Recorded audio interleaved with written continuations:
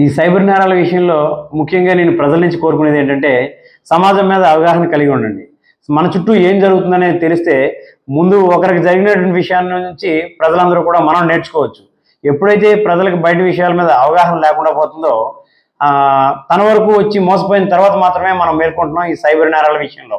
ఎందుకంటే సైబర్ నేరగాళ్ళను మనల్ని బెదిరించి మిమ్మల్ని అరెస్ట్ చేస్తున్నామంటూ మీ అకౌంట్లో అక్రమ లావాదేవీలు జరిగాయంటూ భయపించే నాటికి మనకి ఇది మోసగాళ్ళ చేసే పని అనేటువంటి మనకు అవగాహన ఉంటే ఖచ్చితంగా మనం ఆ మోసం నుంచి బయటపడేటువంటి అవకాశం ఉంటుంది.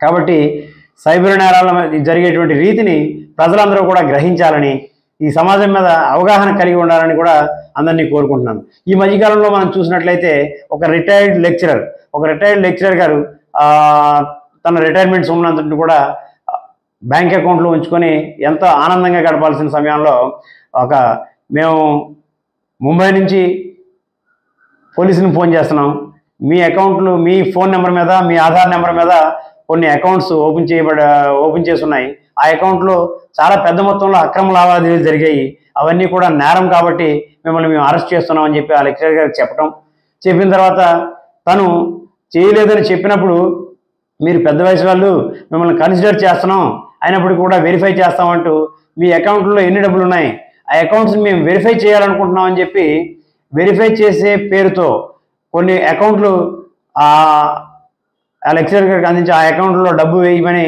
వాళ్ళు అడగటం, నన్ను నా జెన్యూనిటీని వెరిఫై చేస్తున్నారనే ఉద్దేశంలో ఆ లెక్చరర్ గారు ఆ డబ్బులు ఆయా అకౌంట్లకు ట్రాన్స్ఫర్ చేయడం జరుగుతుంది.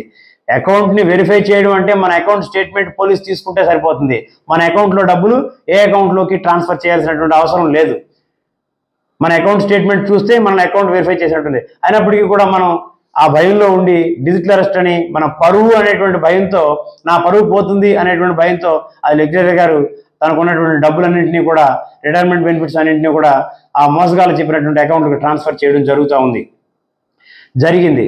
ఆ విధంగా తను దాదాపుగా 27 లక్షల రూపాయలను కోల్పోవడం జరిగింది.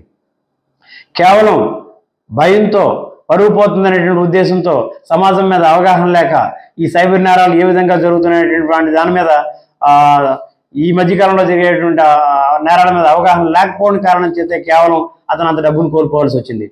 సైబర్ నేరంలో ముద్దాయిలు అనేకమైనటువంటి ఎత్తులు పై ఎత్తులేసి మానసికంగా మనల్ని లొంగ తీసుకొని ఆ విషయాన్ని బయటి వారికి చెప్పొద్దు, మీరు రూమ్లో నుంచి బయటికి వెళ్ళొద్దు అని ఫోన్లో ఎక్కడో ఢిల్లీలోనో ముంబైలోనో ఇతర దేశాల్లో ఉండి మనల్ని డిజిటల్ అరెస్ట్ అంటూ బెదిరించి మనల నుంచి పెద్ద మొత్తంలో సొమ్ము కాజేస్తున్నారు.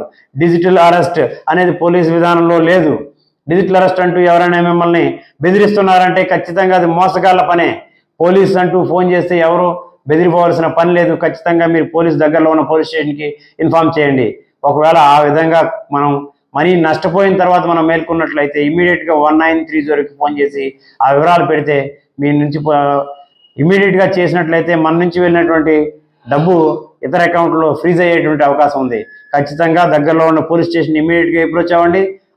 అంతకంటే ముందు 1930కి ఫోన్ చేసి మీరు మోసపోయినటువంటి విధానాన్ని, మీరు మోసపోయినటువంటి సొమ్మును వివరాలు చెప్తే చాలా వరకు మేలు జరిగేటువంటి అవకాశం ఉంటుంది. లెక్చరర్ గారు అయిన తర్వాత రీసెంట్గానే ఒక రిటైర్డ్ టీచర్, ఒక పెద్ద వయసు లేడీ రిటైర్ అయింది.